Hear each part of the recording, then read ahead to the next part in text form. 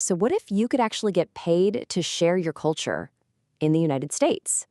It might sound like a dream, but it's the whole idea behind a really unique program called the Q1 Cultural Exchange Visa. In this explainer, we're going to break down exactly what this visa is, who it's for, and how it works. Seriously, just imagine it. You're sharing your home country's unique traditions, its history, its art, with an American audience. And you're getting practical work experience while you do it. If that sounds like the kind of journey you're looking for, then you are in exactly the right place. All right, so let's start with the absolute basics. What is this Q1 visa really? And what makes it so different from all the other work or exchange programs you might have heard about? Let's dive in. At its very core, the Q1 is what's called a non-immigrant visa, specifically for cultural exchange. It's all managed by U.S. Citizenship and Immigration Services, USCIS. And its purpose is really one of a kind. It lets you both work and actively share your culture. Think of it less as just a job and more like a job with a built-in cultural mission. Now, here's where it gets really specific. The maximum, and I mean maximum, stay on a Q1 visa is a firm 15 months. That's it. It's a very set duration, and, there are absolutely no extensions beyond that. This is a super important detail to keep in mind from the get-go. So, besides that 15-month limit, there are a few other key features. After your program ends, you get a 30-day grace period to pack up and head home.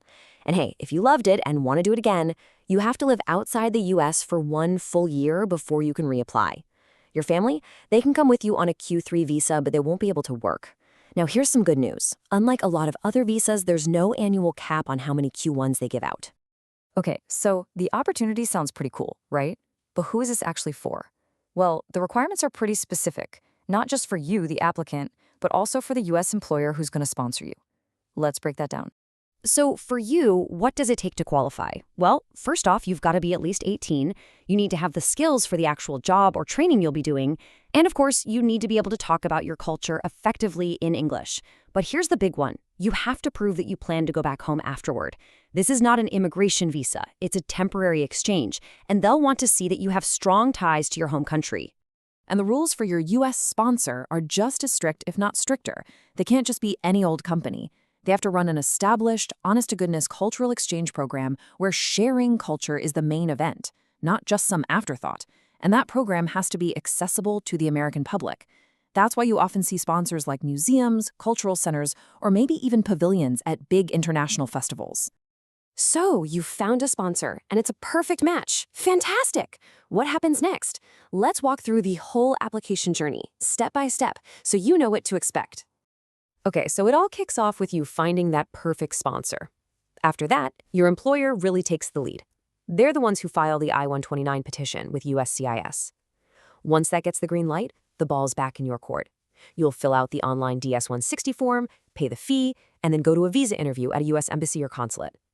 If everything checks out, you get your visa, and you can even arrive in the U.S. up to 10 days before your program officially starts. You did it! You got the visa! Congratulations! But the journey isn't over just yet. There are some really important rules you've got to follow while you're in the United States to make sure your whole experience is smooth sailing. And this slide right here, this illustrates probably the biggest, most important role of them all. Your permission to work is tied exclusively to your approved Q1 sponsor and that specific program. You absolutely cannot pick up a side gig or work for anyone else. Doing that is a serious violation of your visa, and you don't want to go there. So to avoid getting denied, you really want to focus on these areas. Make sure your sponsor's application clearly shows that the cultural part is central to the job, not just tacked on. You'll need to gather really strong evidence of your ties back home, things like family, property, or a job waiting for you.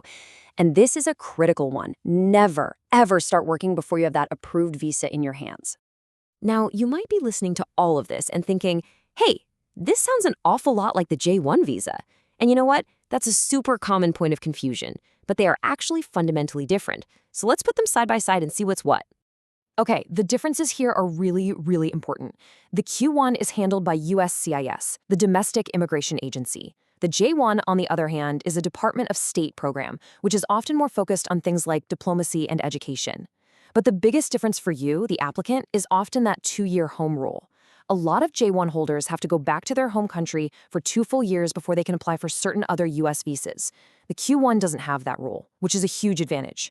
And for families, J1 spouses can often get permission to work, but Q1 dependents can't. So, after going through all that, what are the most important things to remember? Let's boil it all down to the key takeaways that should help you decide if this whole journey is the right fit for you. All right, if you remember nothing else, remember these 4 things. 1. This is a cultural visa first and foremost. The job is just the vehicle for the cultural exchange. 2. That 15-month timeline is a hard limit. No ifs, ands, or buts. 3. Your U.S. sponsor is the one who has to get the ball rolling on the whole process. And finally, number 4, do not mix this up with the J1 visa. They play by very different sets of rules. And of course, we have to share this important disclaimer. This explainer is just a guide to help you understand the basics, but it is not legal advice. Immigration rules can be complex, and they can change, so you should always check the official government websites, like the ones for USCIS and the Department of State, for the most current and accurate information.